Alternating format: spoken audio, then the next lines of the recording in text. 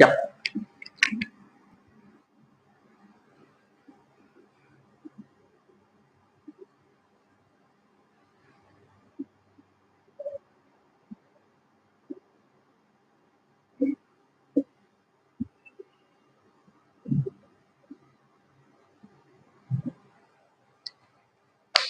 तो आज हम लोग एरियाज ऑफ प्लेन फिगर्स देखेंगे and in particular heron formula study करेंगे।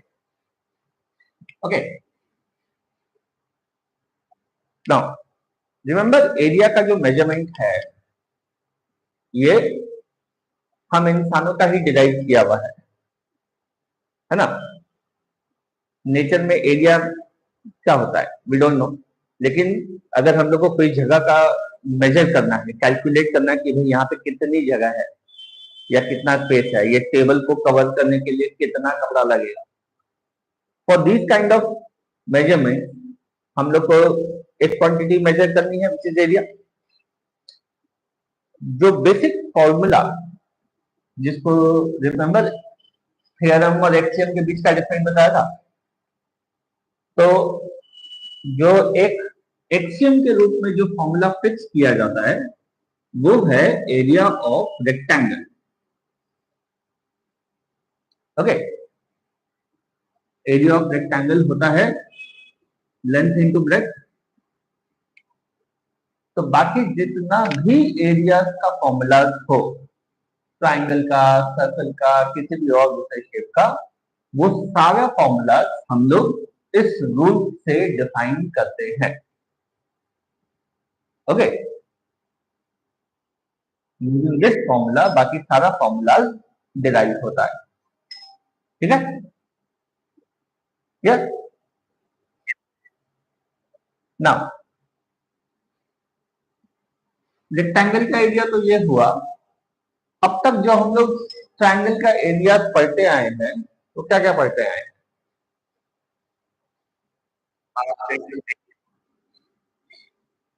करेक्ट।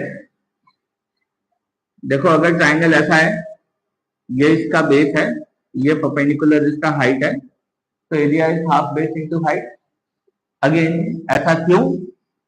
क्योंकि हम लोग यहां से इस तरह से एक रेक्टेंगल कंप्लीट कर सकते हैं। इस रेक्टेंगल का एरिया होगा बेस इनटू हाइट। तो ट्राइंगल देखो इसका हाफ एरिया ले रहा है, तो इसीलिए half base into height. Okay, और कोई फॉर्मूला जो स्टडी किए हैं अभी तक?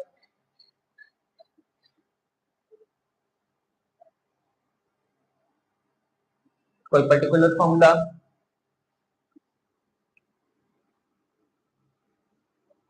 नहीं? अच्छा ठीक है, तो हाफ बेस इनटू हाइट तो हम लोग तब यूज कर सकते हैं जब हम लोग को बेस और हाइट पता हो। एंड रिमेंबर ये जरूरी नहीं है कि ऑलवेज ये वाला साइड भी बेस हो, कोई भी साइड बेस हो सकता है और उसका करस्पॉन्डिंग परपेंडिकुलर जो है वो हाइट हो सकता है। Okay, so now we look at another formula for finding area of triangle। ये हम लोग तब यूज करते हैं जब हम लोग को तीनों साइड्स पता हो लेकिन हाइट नहीं पता हो। Okay, so this is called Heron's formula। इसके लिए सबसे पहले we find out semi perimeter। Perimeter मतलब बाउंड्री, तीनों साइड्स का सम। तो सेमी पेरीमीटर हुआ इसका half, a plus B plus C divided by 2। Okay, तो एरिया ऑफ ट्राइंगल हो जाता है root over of S, S minus A, S minus B, S minus C. Okay, semi perimeter into बाकी तीनों sides का semi perimeter से difference. Okay, ये formula कैसे आया वो इंपॉर्टेंट नहीं है, इसका प्रूफ नहीं आएगा। We just need to remember this formula और इसको यूज करना है, और इसी फॉर्मूला को बोलते हैं हेरॉन्स फॉर्मूला।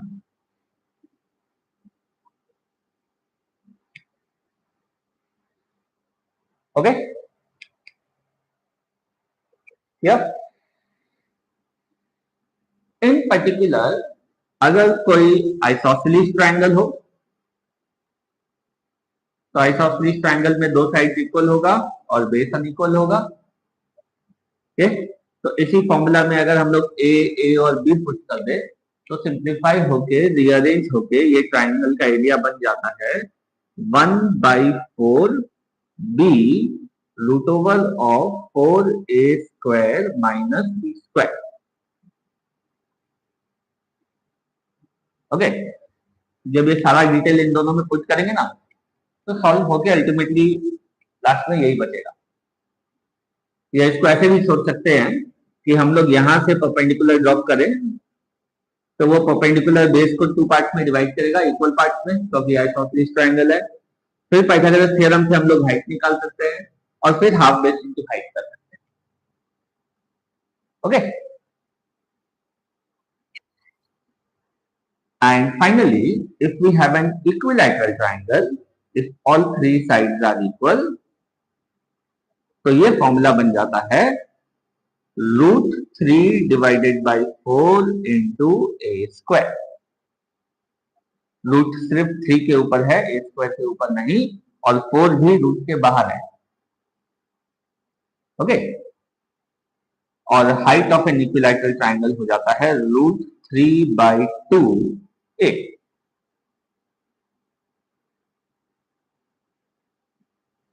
अगेन ये परपेंडिकुलर ड्रॉप करेंगे तो ये a/2 है, ये a है, पाइथागोरस थ्योरम यूज करेंगे तो उससे ये हाइट आता है। ठीक है, क्लियर?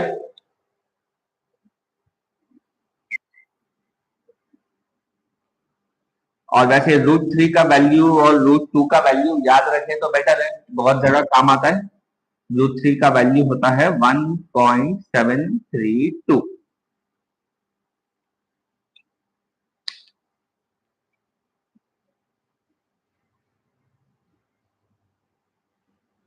तो यूजिंग दी हम लोग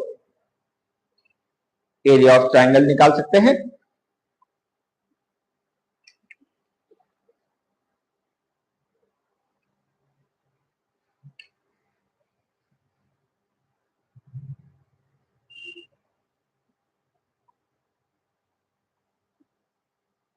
right, yes,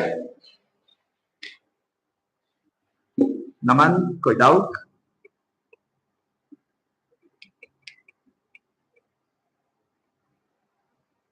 now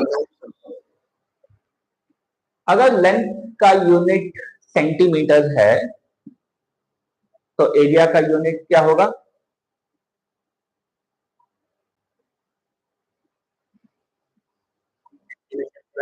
centimetre square.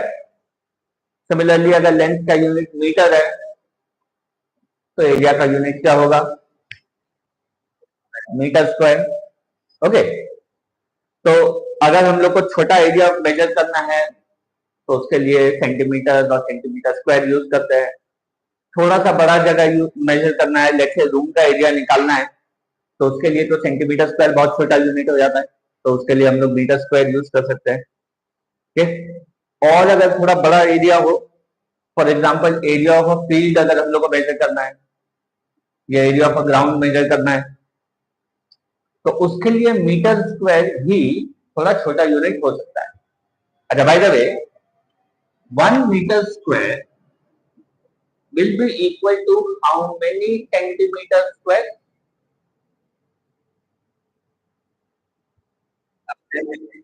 नहीं, 1 मीटर स्क्वायर का मतलब हुआ 1 मीटर इंटू 1 मीटर। अब दोनों को सेंटीमीटर में कन्वर्ट करो तो ये हो जाएगा 100 centimetre into 100 centimetre. So this is equal to 10,000 centimetre square. Okay, you can imagine 1 metre मतलब हम लोग एक 1 मीटर का लेंथ और 1 मीटर का ब्रेथ इस तरह से सपोज एक स्क्वायर बना रहे हैं, ये हुआ 1 मीटर स्क्वायर। तो इसके अंदर जब हम लोग सेंटीमीटर स्क्वायर बनाने जाएंगे तो देखो along the length 100 pieces fit होगा, अलोंग द ब्रेथ भी 100 पीसेस फिट होगा, तो 100 इंटू 100 10,000 सेंटीमीटर स्क्वायर हम लोग इसके अंदर फिट कर सकते हैं। ओके,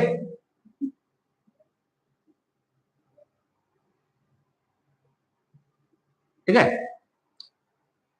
सिमिलरली एक बहुत कॉमन यूनिट जो बड़ा एरिया का मेजरमेंट के लिए यूज होता है, फॉर एग्जांपल एक फील्ड का एरिया या एक प्लॉट का एरिया, वो है हेक्टेयर।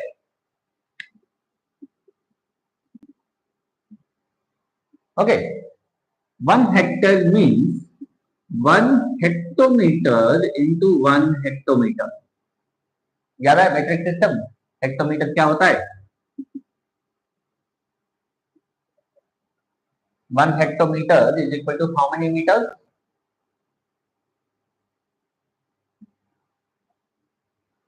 मिली, centi, deci, metre, deca, hecto, kilo. तो देखो कन्वर्जन में 1 हेक्टोमीटर इज 100 मीटर।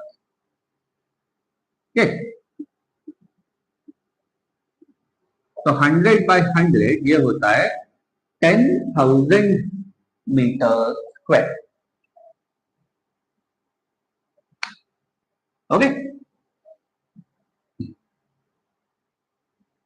तो बड़ा प्लॉट का एरिया या बड़ा फील्ड का एरिया जो है हम लोग हेक्टेयर में मेजर करते हैं। खेत का एरिया, उससे भी बड़ा अगर कोई एरिया मेजर करना हो, जैसे पूरा शहर का एरिया या एक स्टेट का एरिया या कंट्री का एरिया, तो उसके लिए किलोमीटर स्क्वायर यूज करते हैं। ओके,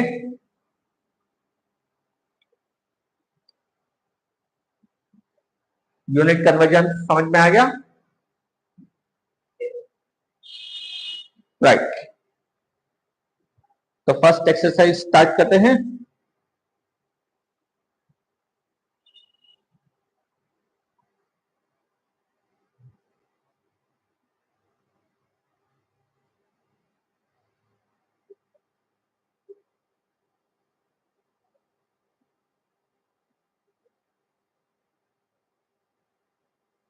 वैसे तो फर्स्ट एक्सरसाइज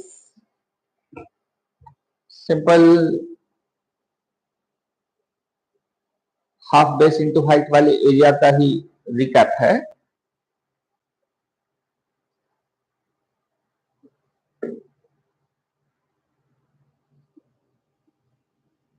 तो इसलिए थोड़ा फटाफट करेंगे। सम number 1, state whether the following statements are true or false. The area of a triangle with base 4 centimeter and height 6 centimeter is 24 centimeter square.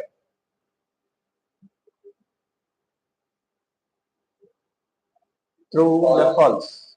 False, because area होगा 8 centimeter। नहीं, base 4 है, height 6 है, तो हाफ बेस इंटू हाइट करेंगे तो 12 आएगा, 12 centimetre square. Okay, if the base and the corresponding altitude of a parallelogram are 10 centimeter and 3.5 centimeters respectively, then the area of the parallelogram is 30 centimeter square. तो parallelogram का area क्या होता है?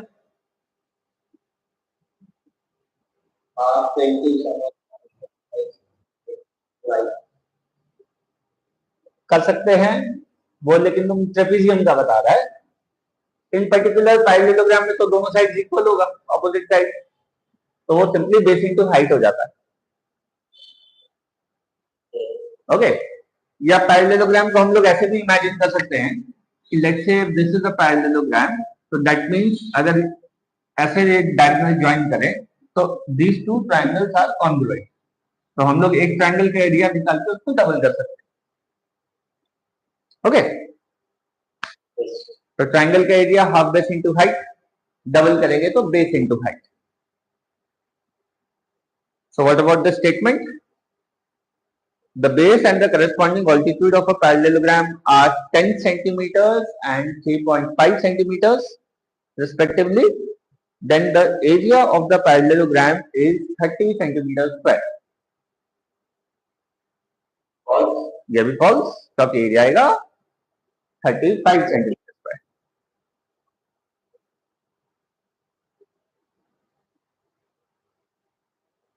The side of a rhombus is 10 centimeters and one diagonal is 16 centimeters. Then the area of the rhombus is 96 centimeters square. You might be thinking कि triangle वाले chapter में ये parallelogram और रोम्बस कहाँ से घुस रहा है? तो घुसने का कारण यही है कि रोम्बस का एरिया भी हम लोग ट्रायंगल के एरिया से निकाल सकते हैं. करेक्ट. पाइथागोरस थ्योरम से क्या मिलेगा? देखो रोम्बस होता है ऐसा, ये चारों एरिया इक्वल होता है, तो हम लोग किसी भी एक का एरिया निकाल के मल्टीप्लाई बाय 4 कर सकते हैं. राइट ना. यहाँ पे क्या दिया हुआ है? Sides are 10 and one diagonal is 16. तो अगर ये 16 है तो इतना पोर्शन क्या हो जाएगा?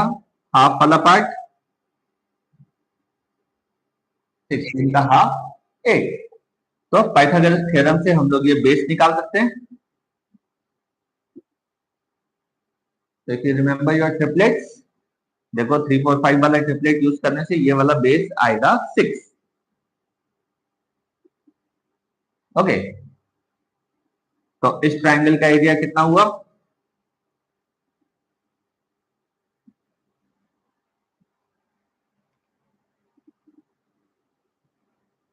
Half into 8 into 6, half base into height 24. तो एरिया ऑफ रोम्बस हो जाएगा 24 into 4, 96 centimetre square. And this shows कि this statement is true. Okay.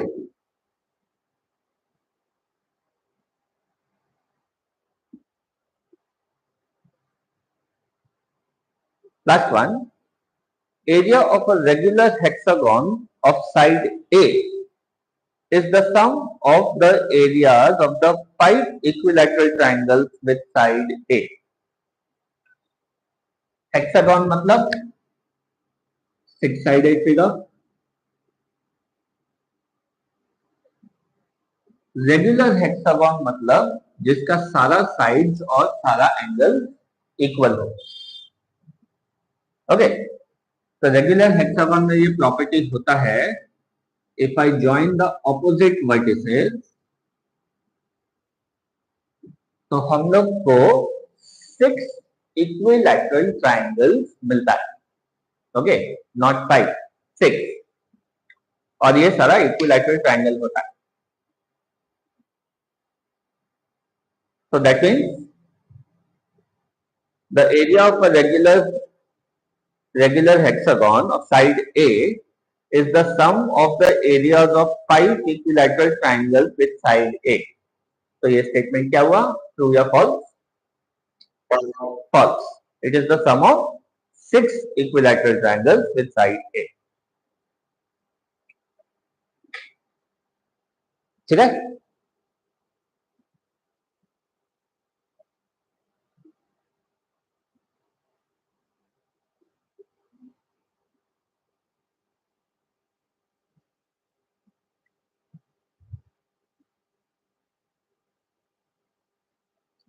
Next.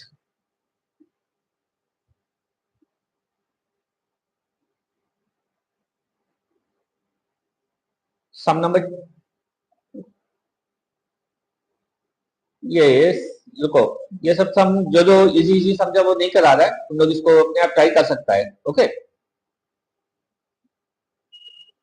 देखो सम number 4.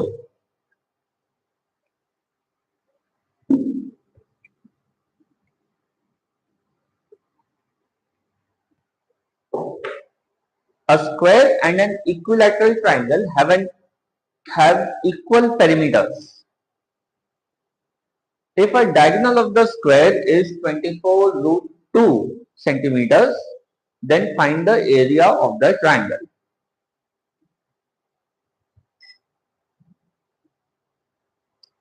Okay. So we have a square and we have an equilateral triangle. दोनों का perimeter same है, दोनों का boundary same है. The diagonal of the square is 24 root 2 centimeter. We need to find the area of the triangle. Okay. So diagonal of the square है. If you remember, direct formula होता है diagonal of the square का. It is equal to side into root 2. Let's say अगर side s है, तो s root 2 is equal to 24 root 2. That means side हो जाएगा 24 centimetre. Okay. अगर direct formula याद नहीं हो तो हम लोग पाइथागोरस थ्योरम अप्लाई कर सकते हैं. ये साइड s है, ये साइड भी s है, तो s square plus s square is equal to 24 root 2 square. तो उसको भी सॉल्व करके देखेंगे तो साइड 24 आएगा. ओके. नाउ स्क्वायर और पेरीमीटर, स्क्वायर और इक्विलैटरल ट्रायंगल में क्या कनेक्शन दिया हुआ है? Their perimeters are equal. So perimeter of square is equal to perimeter of equilateral triangle. Let's say equilateral triangle का side है A.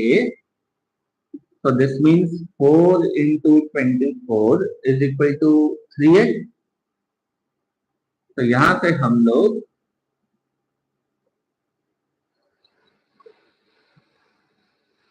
इक्विलैटरल ट्रायंगल का साइड निकाल सकते हैं.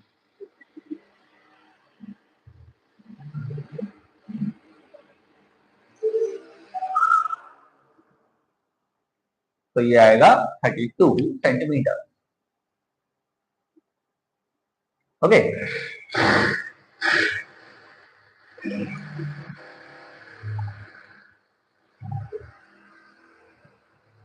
Yeah.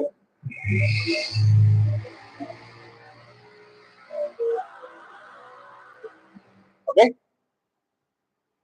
So now area of equilateral triangle हो जाएगा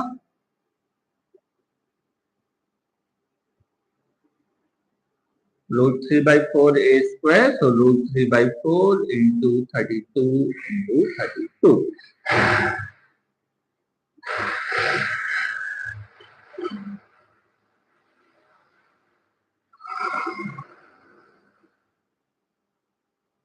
To 56 to 3 centimeter square.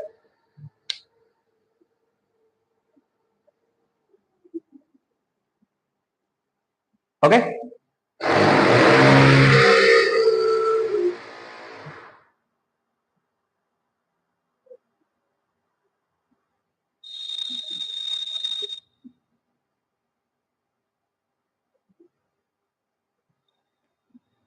ठीक है. Clear?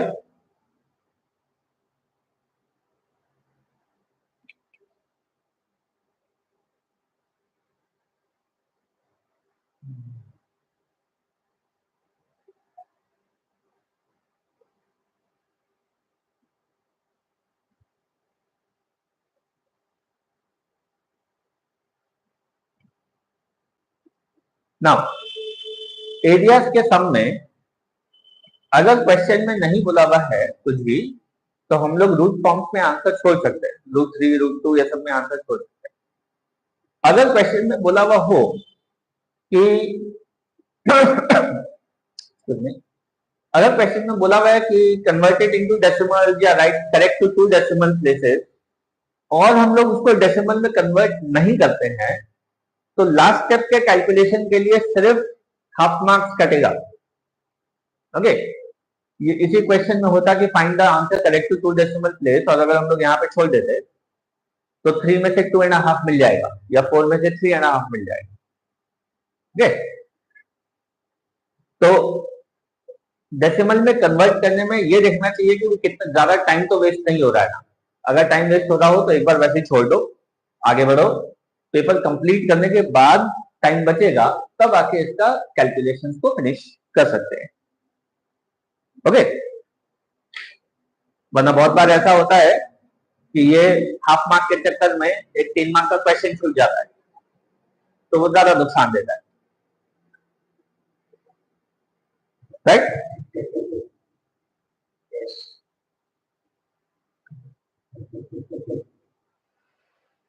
Now look at sum number 5।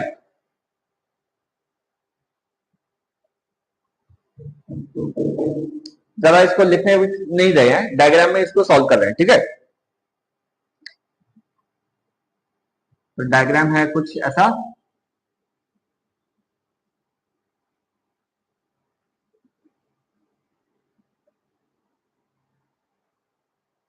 In the adjoining figure ABC is a right angle triangle at A, तो मतलब ये एक राइट एंगल ट्राइंगल है and AD is perpendicular to BC.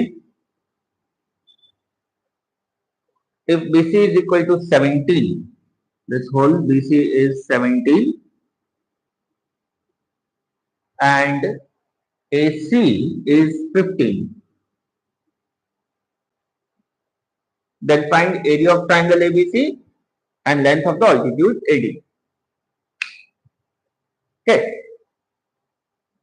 बता सकते हो क्या कर सकते हैं?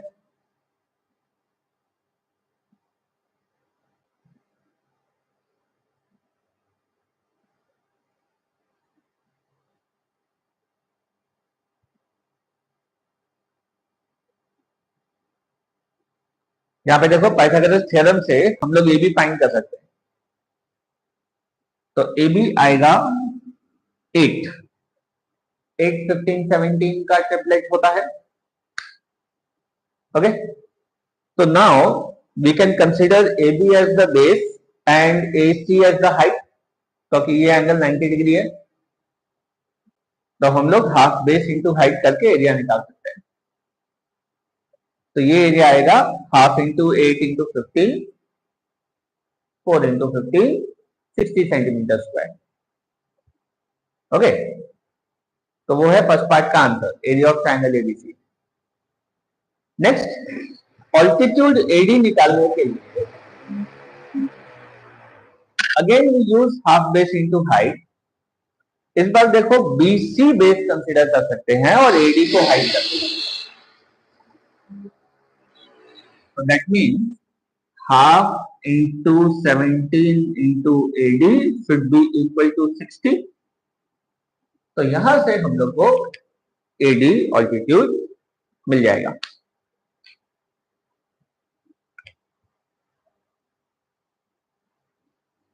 Okay, clear?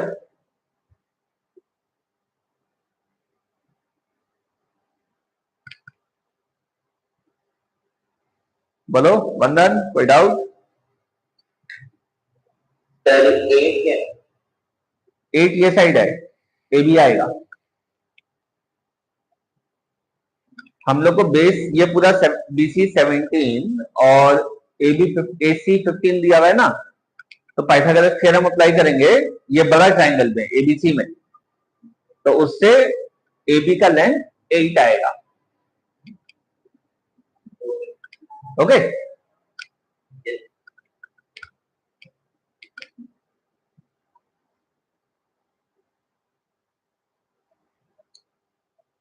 तो नेक्स्ट आते हैं हेरॉन्स फॉर्मूला पे, या sums related to Heron's formula.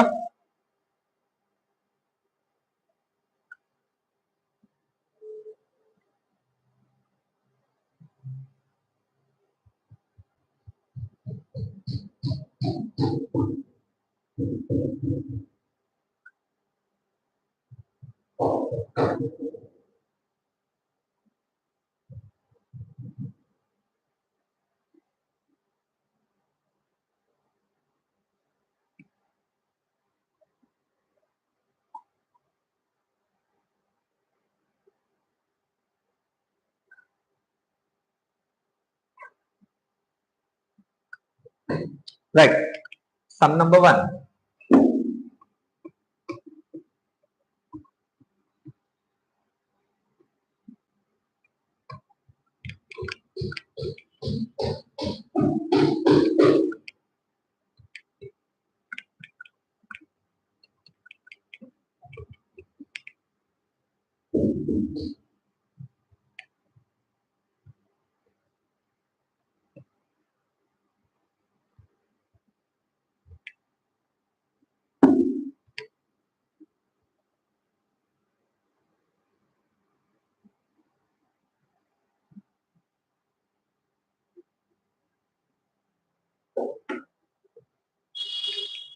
Find the area of the triangle whose sides are 40 centimeter, 30 centimeter and 20 centimeter. तो तीनों साइड दिया हुआ है 40, 30 and 20. Okay. So first step, we find out semi perimeter. 40 plus 20, 30 plus 20 divided by 2. 90 by 2, 45 centimetre. और फिर formula में put कर देंगे.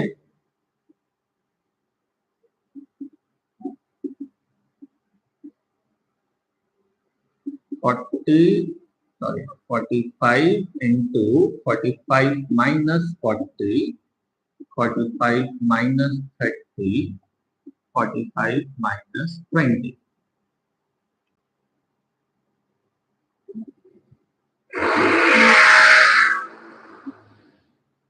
45 minus 40 हुआ 5, 45 minus 30 हुआ 15 और 45 minus 20 हुआ 25. Great.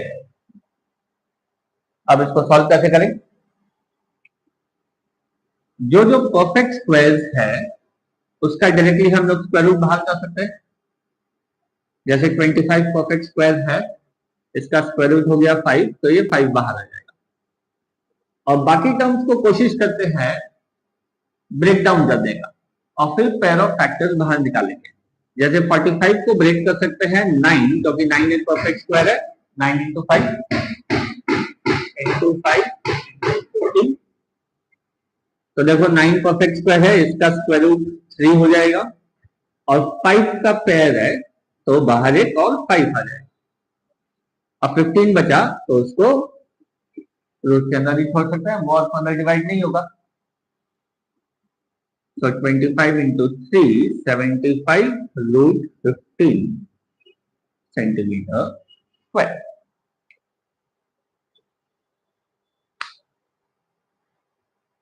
Okay?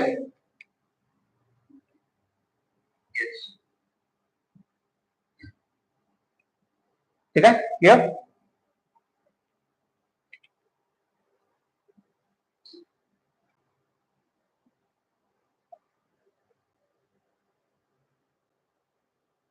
Next, sum number 3. Find the cost of laying grass in a triangular field of sides 50 meter, 65 meter, 65 meter at the rate of ₹7 per meter square. Okay. So we have a triangular field. Sides have 50 meter, 65 meter, also 65 meter. We are laying grass on the triangular field. Okay.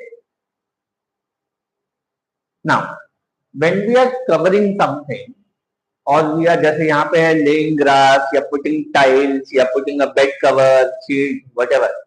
तो cover हम लोग कहाँ करते हैं? Area के ऊपर. तो that means हम लोग को एरिया निकालना होगा. ठीक. अगर क्वेश्चन में हो कॉस्ट ऑफ फेंसिंग या पुटिंग अ बाउंड्री, तो फेंस हम लोग कहाँ लगाते हैं? बाउंड्री पे, पेरीमीटर पे, तो इन दैट केस हम लोग को पेरीमीटर फाइंड करना पड़ेगा। ओके, और फिर भी अगर कंफ्यूजन हो रहा हो कि क्या निकालना है, एरिया निकालना है या पेरीमीटर निकालना है, तो उसका एक और हिंट है, जो कॉस्ट है उसका यूनिट देखो। Okay, at the rate of ₹7 पर मीटर स्क्वायर, तो पर मीटर स्क्वायर है, तो मीटर स्क्वायर क्या चीज का यूनिट होता है? एरिया का।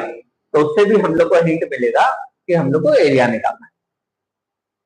ओके, तो इन दिस केस हम लोग देख सकते हैं कि this is an isosceles triangle. तो अगर फॉर्मूला याद हो तो डायरेक्टली आइसोसेलेस ट्रायंगल का एरिया का फॉर्मूला पुट कर सकते हैं, और अगर नहीं याद हो तो फिर हेरोन फॉर्मूला पुट कर सकते हैं। ठीक है, तो आइसोसेलेस ट्रायंगल का एरिया का फॉर्मूला होता है 1/4 b√4a² - b²।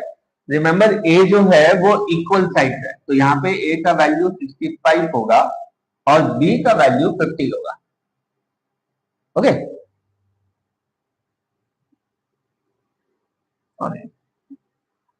Area of isosceles triangle, तो 1/4 इंटू 50 इंटू 4 इंटू 65² माइनस 50²।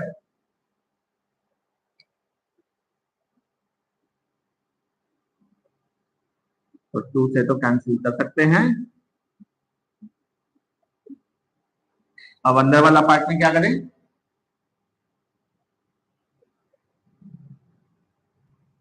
देखो, इसको 2 इंटू 65 होल स्क्वायर कंसीडर कर सकते हैं, तो दिस इज लाइक 130² माइनस 50², और फिर इसको a plus B a minus B कर सकते हैं।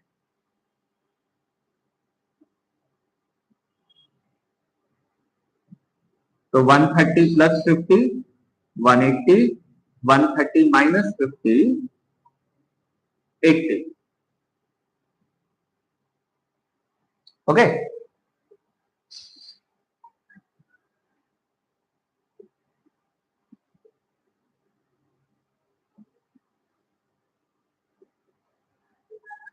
तो इसको ब्रेक कर सकते हैं 9 इंटू 20 और 20 इंटू 4, तो 9 का स्क्वायर रूट 3, 20 20 दो बार आ रहा है तो 20, और 4 का square root 2।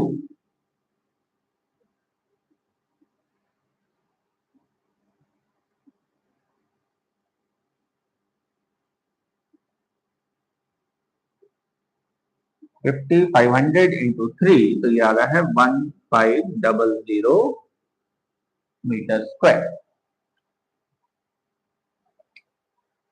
And so rate था 7 पर मीटर स्क्वायर, तो दैट मीन्स कॉस्ट हो जाएगा एट द रेट ₹7 पर मीटर स्क्वायर, तो 7 इंटू 1500, 15 इंटू 7 10500, तो 10,500।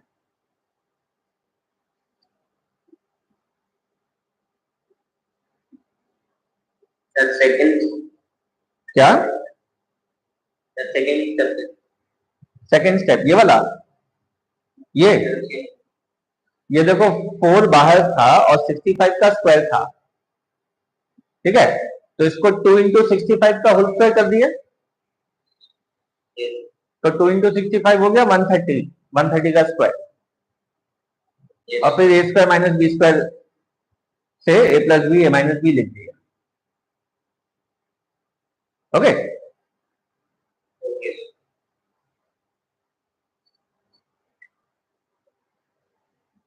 ठीक है, क्लियर? नमन, कोई doubt?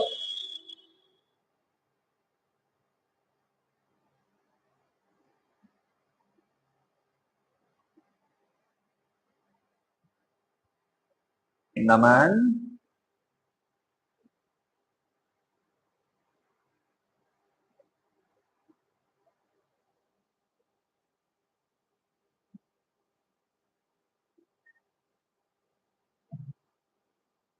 Okay. Next.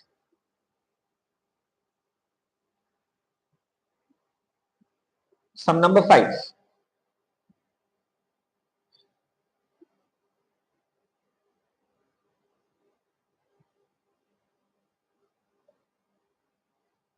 Find the area of a triangle whose two sides are 13 centimeter and 14 centimeter and its semi-perimeter is 18 centimeter.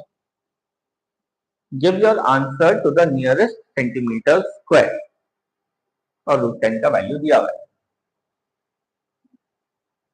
Okay. So in this case, we know two sides, 13 centimeter and 14 centimeter.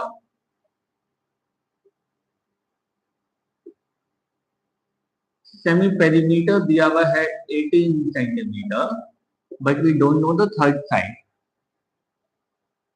तो पहला step यही है कि third side निकालें. Semi perimeter दिया हुआ है उसको यूज करके. तो 13 plus 14 plus c by 2 is equal to 18. 27 plus c is equal to 36. c is equal to 9 centimeter.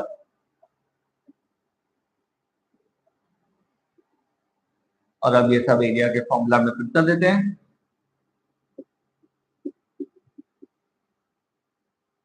Eighteen into 18 minus 13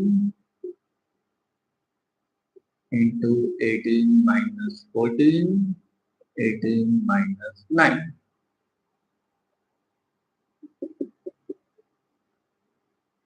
तो 18 इंटू 5 इंटू 4 इंटू 9.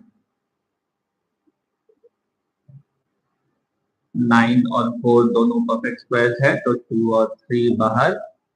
18 को ब्रेक कर सकते हैं 9 इंटू 2. तो 9 का फिर से स्क्वायर रूट बाहर और अंदर बचेगा रूट 10. तो 18 इंटू रूट 10.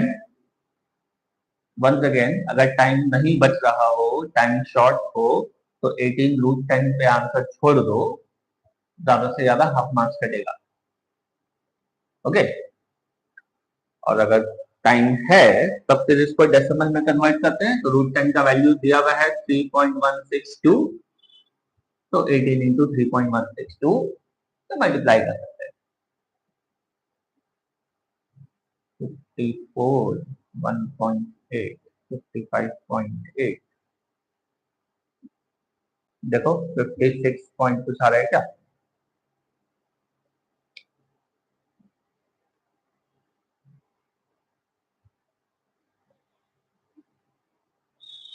मल्टीप्लाई करके बताओ.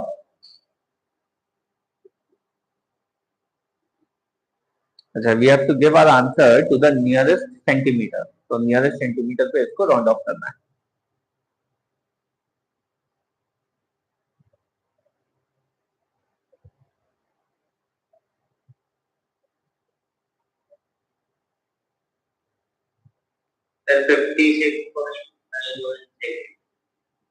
Then 56.51 something.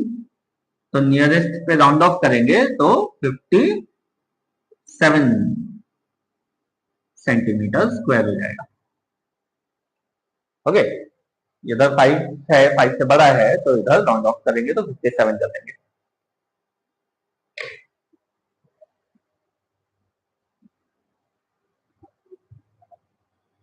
Okay, done.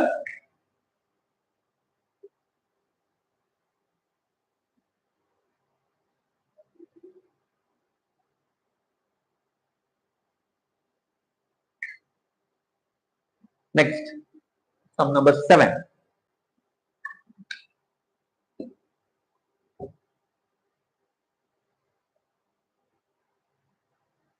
if the sides of the triangle are 13 centimeter, 5 centimeter and 12 centimeter, then find the length of the altitude corresponding to the longest side as base by using Heron's formula.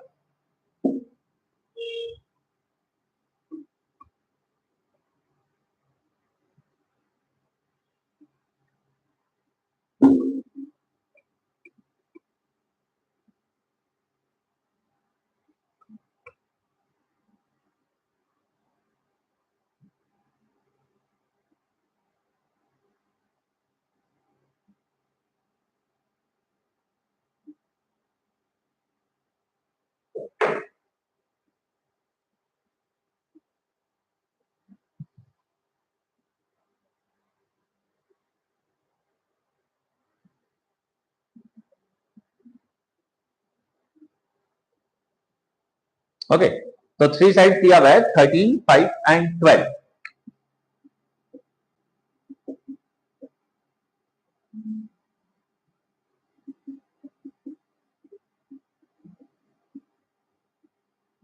तो S हो जाएगा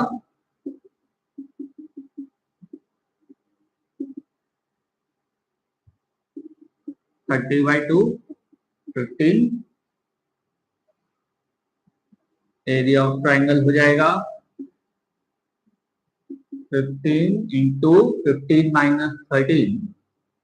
ठीक है, एक बार लिख दे रहे हैं 15 minus 5, 15 minus 12, 15 into 2 into 10 into 3. फिलहाल कोई भी परफेक्ट स्क्वायर नहीं है तो सभी को ब्रेक करते हैं. 5 इंटू 3, 2, 2 इंटू 5, 3. तो 5 का पैर, 3 का पैर और 2 का भी पैर. 15 इंटू 2, 30 सेंटीमीटर स्क्वायर.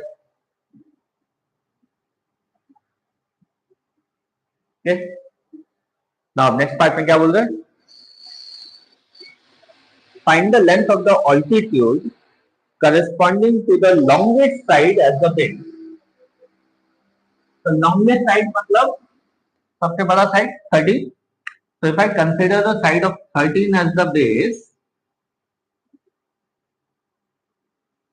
तो इसके corresponding altitude हम लोग को फाइंड करना है. So let's say this altitude is x. So half into base into height should be equal to area of the triangle. तो ये इक्वल टू 30 हो जाएगा और हाइट आ जाएगा 30 इंटू 2 बाई 30. 60 बाई 13.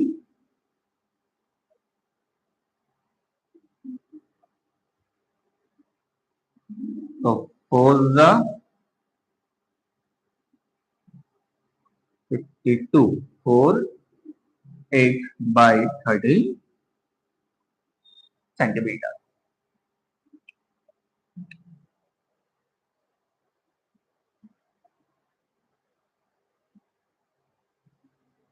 ओके,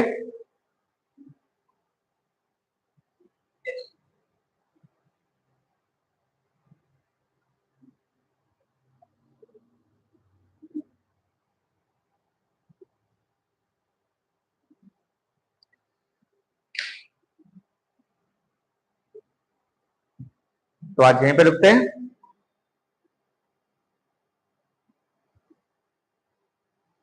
वैसे इस चैप्टर का सम रिलेटिवली एक जैसा सही है तो तुम लोग आगे इसका बाकी का सम ट्राई कर सकता है.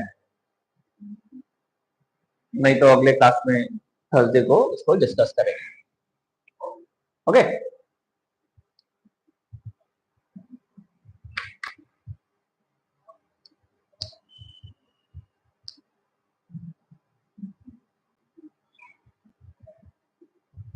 चलो. Okay then, bye bye.